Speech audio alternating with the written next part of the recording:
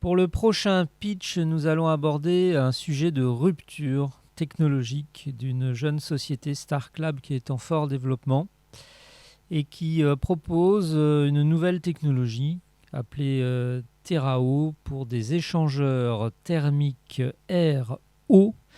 Et je passe la parole à Monsieur Jawad Zemouri, directeur scientifique de la société StarClub. À vous, Monsieur Zemouri. Bonjour, madame, monsieur. Donc, je me présente. Jawad Zemouri, président de la société Terao. Donc, je vais vous présenter cette technologie Terao. D'ailleurs, vous voyez le slogan, la pollution n'a plus d'avenir. C'est ce que je vais vous montrer. Et c'est quelque chose vers laquelle nous allons et sur laquelle on travaille. Donc, tout d'abord, moi, je suis professeur d'université à Lille.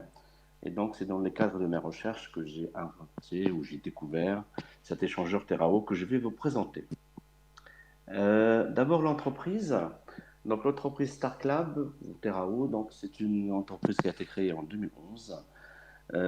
Aujourd'hui, qui fait un chiffre d'affaires de 5 millions d'euros, 30 personnes. Donc, nous avons 2 sites dans le nord, un dans la région de Lille et le deuxième à Dunkerque. Nous avons fait 35 réalisations sur les fumées et 35 sur le traitement de l'air, comme on verra par la suite. Et donc, nous avons 2 brevets internationaux. Donc, la technologie Terao, nous avons 3 marques que j'expliquerai par la suite. Il y a Terao Therm, Terao Save et Terao Pure. Alors, aujourd'hui, vous avez vu notre slogan, la pollution n'a plus d'avenir. Pourquoi? Parce que ce système, c'est un système qui va nous permettre, Terao, qui est un échangeur direct. Ça veut dire que quand je fais rentrer le gaz dans mon échangeur direct que j'appelle Terao, donc c'est un échangeur qui va venir rentrer dans l'eau et qui va venir barboter dans l'eau et il va sortir, donc laver et refroidi ou chauffer suivant la température de l'eau. Alors quand c'est des fumées, une partie importante de ces fumées va être, de leur chaleur de ces fumées va être transférée à l'eau et donc on pourrait donc récupérer la chaleur de tout type de fumée. Alors, qu'est-ce qui le différencie par rapport à ce qui existe? Alors, cet échangeur, nous sommes les seuls au monde qui ont réussi à faire un échange direct par barbotage pour des grands débits. Donc, c'est quelque chose qui est connu depuis 2 siècles et on sait le faire pour les petits débits. Donc, nous avons réussi à le faire pour les grands débits. Alors, c'est très important cet échange direct, en fait. D'ailleurs, le nom Terao, c'est ça, il indique le fait que comme tous les phénomènes qui se passent au niveau de la Terre, ben, nous, c'est la même chose. Donc, ça veut dire on va toujours aller vers les équilibres. La Terre, pour régler les problèmes, nos rejets, etc., c'est par les équilibres qu'elle traite nos rejets thermiques, qu'elle traite nos rejets chimiques et nos déchets. Et ben, Terrao, c'est lui qui va. L'objectif, c'est de faire ça à la place de la Terre. Alors, cet échangeur, le fait de mettre en contact les fumées ou l'air avec l'eau, l'eau est très massique. Et donc, quelle que soit la température d'entrée, on va sortir à la température de l'eau. Si je rentre par exemple à 1000 degrés et l'eau est à 20 degrés, ben, je vais sortir à 20 degrés. Bien sûr, il faut faire la circulation pour extraire la chaleur. Industriellement, aujourd'hui, nous avons des installations où on rentre à 420 degrés et on refroidit jusqu'à 27 degrés. Et donc, ça veut dire qu'on va récupérer cette chaleur.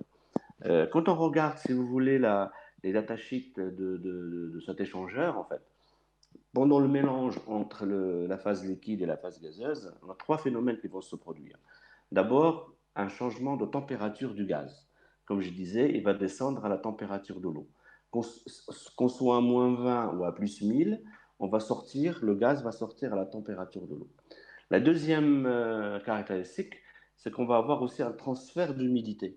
Si je rentre avec de l'air chaud et humide, donc je vais, avec de l'eau froide, je vais condenser de l'eau dans l'eau. Hein, ça fait un peu curieux. Je vais rentrer dans l'eau et je vais sortir plus sec.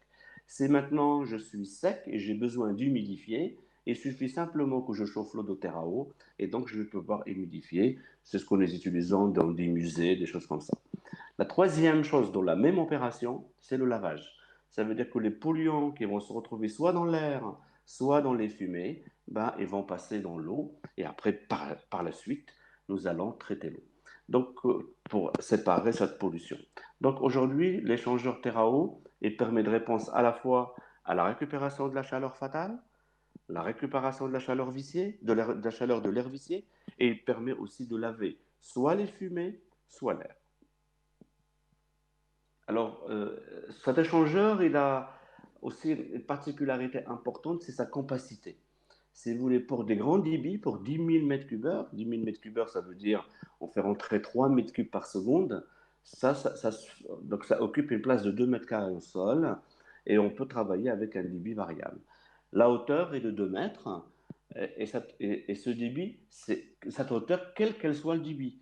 Donc, exemple, si on est par exemple à 100 000 mètres cubes heure, qui est énorme, ça veut dire 30 mètres cubes chaque seconde, donc on va avoir 20 mètres carrés au sol et 2 mètres de hauteur. Donc c'est très important car ça permet d'occuper très peu de place et ça permet aussi de cascader. La perte de charge, c'est 1500 pascal, mais toujours pour les spécialistes, mais toujours on la compense par un ventilateur. Alors le système est adapté à tout type de pollution et tout type de température, et donc il est compatible avec les très grands débits, donc on peut monter jusqu'à plusieurs centaines de milliers de mètres cubes heure, et on peut aussi travailler à quelques centaines de mètres cubes heure. La maintenance du système est très simple. Le système il est inerte. Il n'y a pas de maintenance sur le terreau. Dès lors qu'on a choisi le bon matériau au moment de l'installation, la durée de vie peut être 20, 30, 40 ans. La seule maintenance qu'il va y avoir, c'est tout ce qu'il y a autour, les ventilateurs, les pompes, les sondes, des choses comme ça. Alors, comment dans la pratique on fait pour laver, par exemple? Imaginons on a des fumées d'une biomasse ou d'un chauffe gaz ou d'une sortie de fumée d'un industriel. Donc, on va venir barboter dans l'eau. Donc, les fumées vont sortir lavées et refroidies. Avec un échangeur de barrage, on va transférer la chaleur soit vers le réseau de chaleur, un réseau de chaleur, soit chez l'industriel, et l'eau va être traitée. Alors, dans la plupart des cas, elle n'est pas traitée. Par exemple, si vous prenez des gaz ou des biomasses, généralement, la pollution est si faible que la qualité de l'eau reste acceptable. Bien sûr, si on fait une installation sur un incinérateur de déchets ménagers, là, l'eau est très chargée et donc il faut la nettoyer. Mais par des techniques classiques. Donc, comme je disais tout à l'heure, donc nous avons trois marques en fait. La marque TerraOtherm, c'est pour le traitement de l'air. C'est qu'est-ce que c'est? C'est les piscines, les musées, les serres agricoles, la récupération de la chaleur viciée dans les bâtiments. Donc ça, c'est TerraOtherm. La deuxième marque, c'est TerraOSafe, c'est tout ce qui est industriel et tout type de fumée, quelle qu'elle soit leur nature, pour récupérer leur chaleur et pour les dépolluer à la source. Donc nous avons 13 brevets internationaux qui protègent la technologie Terrao et ses applications. Alors, il y a une troisième marque aujourd'hui qui s'appelle Terrao Pure, qui n'apparaît pas, qui permet donc la désinfection de l'air parce que quand on fait passer l'air dans l'eau, dès lors qu'il y a un désinfectant dans l'eau, on est capable de désinfecter l'air. Alors voilà comment ça se présente dans la pratique. Dans la pratique, vous voyez ici, ça, voilà une installation sur une cheminée gaz. Donc vous voyez, on va prendre les fumées. Là, on a pris 25 000 mètres cubes heure. Vous voyez, l'échangeur, il est ici. Ici, il y a un petit bonhomme, je ne sais pas si vous le voyez. Et donc, le fumée va rentrer, ils vont barboter et on récupère leur chaleur.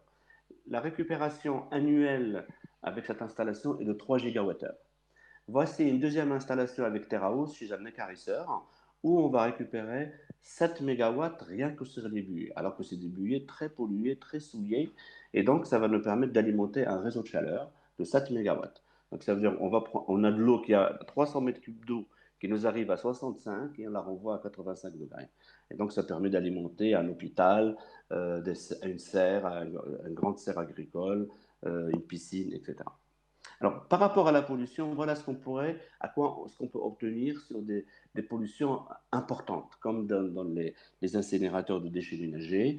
Donc, les particules fines avec 97%, des NOx, les acides, le HF, le HCl, les SOx, et aussi les métaux lourds. Et une dernière chose qui est importante, Terrao peut aussi faire la carbonatation. Ça veut dire qu'il va capter le CO2 en réagissant avec, soit avec une base qui peut être une base propre ou une base sale. Ça veut dire pour faire du calcaire ou pour faire du bicarbonate, ce qu'on appelle la carbonatation.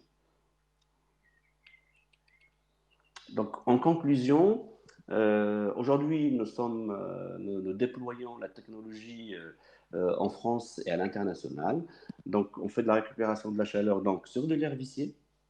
On fait ça maintenant aujourd'hui sur des écoles, sur des piscines, etc. La récupération de la chaleur et la dépollution des fumées industrielles et la désinfection et la dépollution de l'air. Alors, nos perspectives technologiques aujourd'hui, ce qu'il nous reste à faire, parce que comme vous le voyez, Terrao, ça change le paradigme, la manière de faire pour traiter la problématique énergétique de la chaleur fatale et la problématique de la pollution. Et donc aujourd'hui, donc on a démontré à la fois dans l'air, on a fait des installations par exemple dans le métro de Paris, où nous avons montré que nous réduisons le taux de particules moyen dans la station de RER à Paris de 2 tiers. Ça veut dire qu'on passe de 600 particules par centimètre cube à 200. Aujourd'hui, nous venons d'être sélectionnés pour récupérer, pour nettoyer l'air extérieur pour les Jeux Olympiques. Alors, ce que nous travaillons aujourd'hui, c'est ce qu'il nous reste à faire, c'est les séchoirs industriels. Donc, nous commençons à travailler sur des séchoirs industriels en circuit fermé sur l'air pour supprimer tout rejet. Il n'y aura plus d'odeur, il n'y aura plus de particules rejetées dans l'atmosphère. Nous travaillons aussi aujourd'hui sur les fours et le CSR, ce qu'on appelle la récupération solide des plastiques, en fait. Et nous travaillons aujourd'hui sur le captage de CO2, ce qu'on appelle les chaudières à zéro rejet de carbone.